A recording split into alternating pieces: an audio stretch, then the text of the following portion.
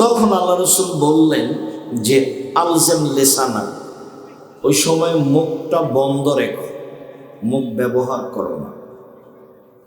1 2 ওয়ালজেম বাইতা, বাড়িতে থেকো, বাড়ি থেকে বের হয়ে না। রাস্তাঘাটে আপনি দেখছেন না, এই যে হাজার হাজার মহিলা মানুষ, মনে হচ্ছে কারো বাপ নাই, কারো স্বামী নেই, কিন্তু হাজার হাজার মহিলা হাঁটছে, হাট বাজার করছে, তো এদের কারো বাপ নেই, কারো স্বামী নেই, কারো ভাই নেই। মহিলা মানুষ প্রথমে বাপের অধীনে থাকে, তারপরে স্বামীর অধীনে থাকে, তারপরে ছেলের অধীনে থাকে। তো এই যে লক্ষ লক্ষ কোটি কোটি মহিলা পুরুষ দেখছেন, মনে হচ্ছে ঠিক পশু প্রাণী গরু ছাগলের মতো ছোটাছুটি করছে। তো তাহলে কি এদের বাপ নাই, এদের স্বামী নাই, এদের ভাই নাই, এরা কেন মাঠে? তার মানে যুগ এমন আসবে যে মানুষ হয়ে যাবে আগাছা, মানে মানুষ হিসাবে মানুষ থাকবে না, মানুষ হবে পশু প্রাণীর মতো। পরিবেশ এটাই। কেন মহিলা বাহিরে? ওর বাপ তো আছে, ওর বাপ মানুষ নয়, ওর বাপ হচ্ছে আগাছা, গরু ছাগল পশু প্রাণী। স্বামী আছে, স্বামী আগাছা, গরু ছাগল পশু প্রাণীর মতো। ছেলে আছে, ছেলে আগাছা। এই কথা আমি বলিনি, এ কথা মুহাম্মদ সাল্লাল্লাহু আলাইহি ওয়াসাল্লাম বলেন। এমনি পরিস্থিতিকে আল্লাহ যেটা বলেছেন সেটা হচ্ছে এই যে ওদের তো অন্তর আছে, ওরা বুঝে না কেন? আমি তো ওদের অন্তর বুঝ দিয়েছি, তো বুঝে না কেন? ওদের তো আমি কান দিয়েছি, তো শোনে না কেন? ওদের তো আমি চক্ষু দিয়েছি, তো দেখে না কেন? উলাইকা কাল আনাম, তারা পশু প্রাণীর মতো, তারা গরু ছাগলের মতো, তারা কুকুর শ্রীগেলের মতো, বালহুম আযাল, বরং তার চেয়ে খারাপ। তো কুকুর শ্রীগের চেয়ে খারাপ কি আর হতে পারে? পশু প্রাণী গরু ছাগলের চেয়ে কি হতে পারে? তাহলে আপনার ঢাকা চিড়িয়াখানাতে হায়ানা আছে। আল্লাহ বলছেন যে মানুষ গরু ছাগল পশু প্রাণীর চেয়ে খারাপ হবে। তা আপনি কিভাবে সমাজের এই অবস্থা ঠিক করতে পারবেন বা চাচ্ছেন বা ভাবছেন? নিরাশার কিছু নেই। নিরাশার এই জন্য নেই যে ইব্রাহিম আলাইহিস সালাম সারাকে বললেন, সারা আমি কিন্তু বলে দিয়েছি ওদেরকে যে তুমি আমার বোন, ফালা তুকাযযিবিনি বিহাদিসি, তুমি আমাকে মিথ্যুক প্রমাণ করো না সারা। তুমি যদি বলো এটা আমার স্বামী, তাহলে আমি মিথ্যুক হয়ে যাব। তো তোমাকে যদি বলে যে এটা কে, তো তুমি বলবে এটা আমার ভাই, তখন আমরা ভাই বোন হয়ে পার হয়ে যাব। সারা তুমি মনে রেখো, এই মাটির ওপরে মাত্র 2 জন মুসলমান, আমি আর তুমি। এই হিসেবে আমরা ভাই বোন তো বটে। তো রাস্তাঘাটে পুরুষ নারী পশু প্রাণী গরু ছাগলের মতো দেখে নিরাশা হওয়ার কিছু নেই। প্রয়োজনে একাই টিকে থাকবেন, একাই, বন্যার মতো ভেসে যেতে হবে না। ওটা আল্লাহ রাসূলও বলছেন যে মানুষের স্বভাব হবে বন্যার পানিতে খড়কুটা যেগুলো ভেসে যায় তেমন। আচ্ছা, খড়কুটার কোনো ভিত্তি আছে? বন্যার পানি দেখেছেন? বন্যা পানি যেদিকে চলতে থাকে সেদিকে পানির উপরে কি থাকে? খড়কুটা থাকে। তো ওই খড়কুটার কি কোনো ভিত্তি আছে? আল্লাহ রাসূল বলছেন যে বন্যার পানির উপরে খড়কুটা যেমন, মানুষ হবে তেমন।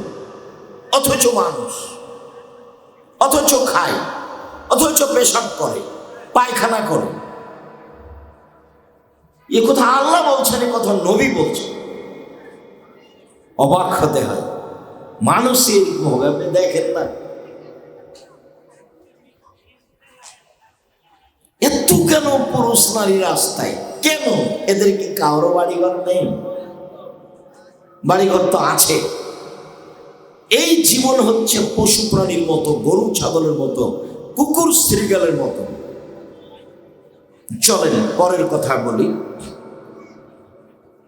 রাসূল সাল্লাল্লাহু আলাইহি ওয়াসাল্লাম যখন বললেন যে বাড়িতে থেকো, তখন আবার সাহাবী জিজ্ঞাসা করলেন, আল্লাহ রাসূল, সামাজিক অবস্থা এত খারাপ হবে, সামাজিক অবস্থা এত খারাপ হবে যে মানুষ মানুষকে মানবে না, একজন আর একজনকে মারবে, এ কথা আপনি বলছেন, অর্থ সম্পদ লুটে খাবে, মান-ইজ্জত লুটে খাবে, তো তাহলে আমি যদি ঘরে থাকি আর সমস্যা যদি আমার ঘরে ঢুকে যায় তখন কি হবে?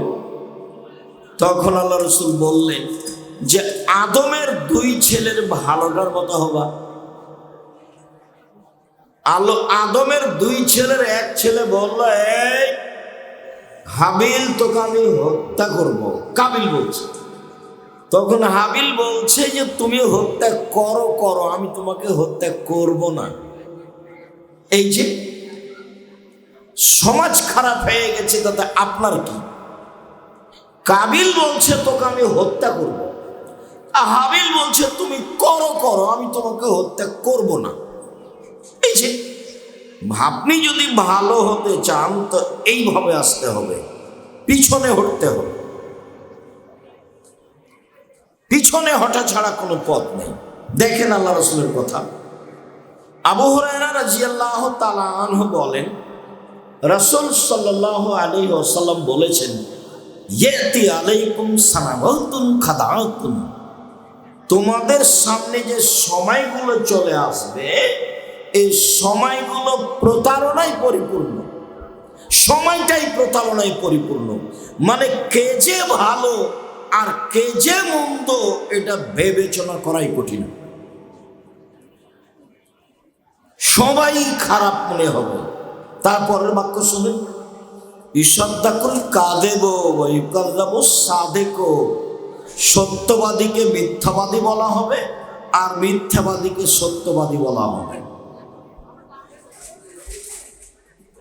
তারপরের বাক্য শুনেন, ওয়া ইউতামানুল মুখায়্যানু ইউখায়্যানুল মুতামান, আত্মসাৎকারীকে আমানতদার বলা হবে আর আমানতদারকে আত্মসাৎকারী বলা হবে।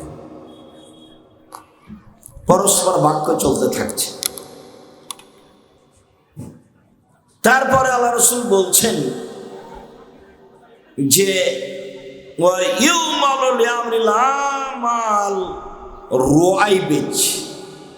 সমাজের যারা দায়িত্ব পালন করবে ওরা হবে রোয়াইবেজ, আরবি শব্দ। তো সাহাবীগণ বলছেন, ওমা হুয়া রোয়াইবেজ, রোয়াইবেজ কি জিনিস এটা বুঝলাম না।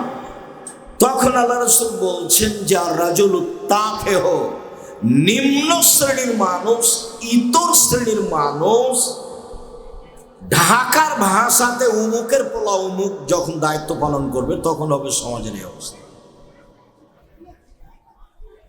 তো উমুকের পোলা উমুক এইটা রংপুর, লালমনিরহাট, নীলফামারী, কুড়িগ্রাম, পঞ্চগড়, ঠাকুরগাঁ, গাইবান্ধা, জয়পুরহাট, বগুড়া এইসব ডিস্ট্রিক্টে হলো ফকিন্নির বাচ্চা ফকিন্নি যেদিন সমাজের দায়িত্ব পালন করবে সেদিন এরকম। এই ভাষাটা যদি রাজশাহী চাঁপাইনবাবগঞ্জে নিয়ে যান তখন অর্থ হবে ছোট লোকের বাচ্চা, ছোট লোক যখন সমাজের এসব দায়িত্ব পালন করবে তখন মানুষ হয়ে যাবে পশু প্রাণীর মতো, গরু ছাগলের মতো, একেবারে নিম্ন শ্রেণীর হবে সব। পৃথিবীর যেখানে এলাকা ভিত্তিক সবচেয়ে নিম্ন ভাষা সেটা হলো রাজুলুত তাফে। এই কথাটাকে আল্লাহ রাসূল বলছেন, শোনো, লা ইয়াতি আস-সাআত আলা তাতি আস-সাআত, কিয়ামত হবে না অতদিন যতদিন মানুষের কাছে লোকা ইবনে লোকা আসাদুন নাস সবচেয়ে ভালো না হচ্ছে। ইতর শ্রেণীর মানুষ, নিম্ন শ্রেণীর মানুষ, 3rd% মানুষ, বদ মানুষ যখন মানুষের কাছে ভালো বলে গণ্য হবে তখন হবে সামাজিক অবস্থা এরকম। আপনি সমাজের অবস্থা দেখে নিরাশা হবেন না। আমি তো এরকম সমাজে আসলে হাঁটতে চাই না, বসতে চাই না, তো কারণবশত একটু মধ্যে দিয়ে হাঁটা লাগে, চলা লাগে, তাতে আমি দেখে অবাক হই। ধরেন এখন রাস্তার দুই পাশে এই যে পিছনে এইসব মহিলাগুলো, এরা সব চাটা বিক্রি করছে, মহিলা মানুষ, তার বাপ নাই? তার বাপ তো আছে, ওখানে এখানে, তার মা তো আছে, তার ভাই তো আছে। আল্লাহ রাসূল বলছেন আনফিকালা ইয়ালিক মিন তাওলিক, তুমি তোমার ছেলে মেয়েকে লালন পালন করো তোমার উপার্জিত সম্পদ দিয়ে। এটা বাপকে বলছে। তো বাপ ছেলে মেয়েকে সাজগোজ করে ভালো করে রাখবে, তার জমিদারি দিয়ে রাখো, নলে চাকরি করে রাখো, নলে দিন মজুরি করে রাখো, নলে ভিক্ষে চেয়ে রাখো। মহিলা কেন মাঠে? ও কেন গার্মেন্টসে? আর বাপ কি মরে গেছে? গার্মেন্টসে কেন? ভিক্ষা চাইলে কে চাইবে? মেয়ের বাপ চাইবে। যদি কথা আমি বুঝাতে না পারি কম। রাসূল সাল্লাল্লাহু আলাইহি ওয়াসাল্লাম বলছেন আনফিকালা ইয়ালিক বিন তাওলিক, তুমি তোমার ছেলে মেয়েকে লালন পালন করো তোমার উপার্জিত সম্পদ দিয়ে। তো তোমার উপার্জিত সম্পদ তুমি বাপ, তুমি জমিদারি দিয়ে ছেলে মেয়ে মানুষের মতো মানুষ করো, সেটা নেই। তুমি চাকরি করে করো, সেটা নেই। তো দিন মজুরি করে করো, সেটা নেই। তো ভিক্ষা চেয়ে করো। উপার্জনের চারটা পথ এখনো: দিন মজুরি, 2 চাকরি, 3 জমি চাষ, 4 ব্যবসা, 5 ভিক্ষা। এটা মূলত জীবিকা নির্বাহ নয়। এটা যখন কোনো পথ থাকে না, আমি একাধিক দিন বলেছি, শেষ পর্যন্ত যদি ছেলে মেয়েকে মানুষের মতো মানুষ করে গড়তে, একটা কুঁড়ে ঘরে রাখতে, ঘেরে রাখতে, ঢেকে রাখতে, সাজগোজ করে রাখতে ভিক্ষা চাইতে হয়, কে চাইবে? বাপে চাইবে। তো মেয়েটা রাস্তায় গেল,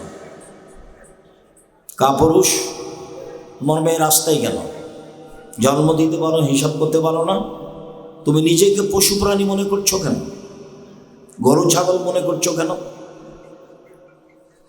যদিও আমি শতদিন বলেছি যে বর্তমান যুগে যারা নিজেকে শিক্ষিত মনে করছে, বাপ মা বা ছেলে মেয়ের ব্যাপারে বলছে যে আমার ছেলে মেধাবী, আমার ছেলে গোল্ডেন পেজ, আমার ছেলে বড় ডাক্তার, আমার ছেলে এখন লন্ডনের নাগরিক, এতে বাপ মা খুশি।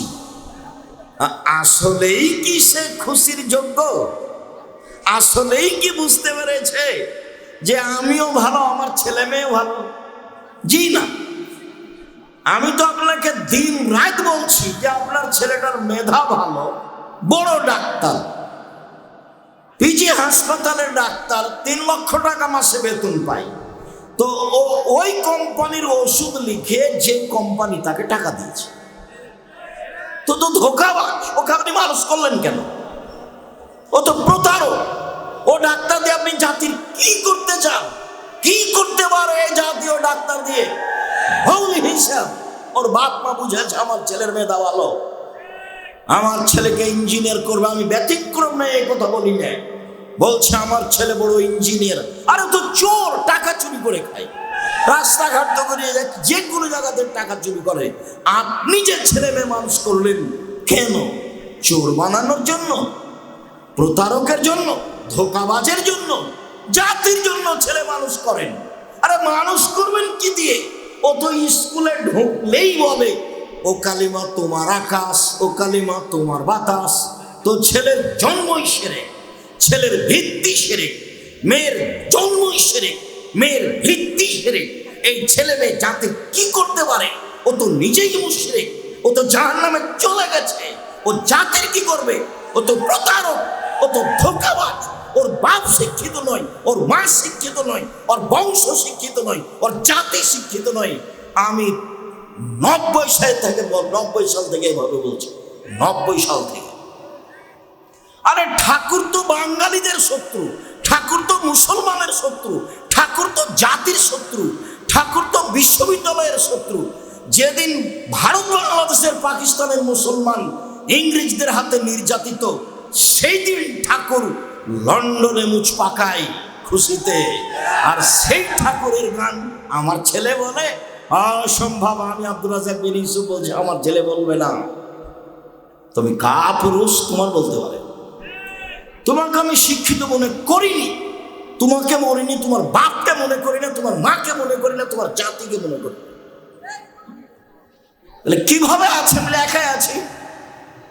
ইব্রাহিম আলাইহিস সালাম থাকতে পারে না, আমার চলে না? মৌল হিসাব ছেলে মেয়ে মানুষ করেন জাতির কল্যাণের জন্য। এভাবে পশু প্রাণী করে কি দেখাচ্ছে? মেয়ে কেন মাঠে, ছেলে কেন মাঠে, গুন্ডামি করে কেন, চাঁদাবাজি করে কেন? কেমন পিতা আপনি? ভিক্ষা করুক।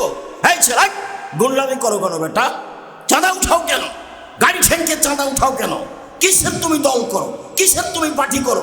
তুমি পশু, তুমি গরু ছাগল, তুমি ইতর শ্রেণীর মানুষ। তোমার চেয়ে ঘৃণিত মানুষ জাতির দরকার নেই।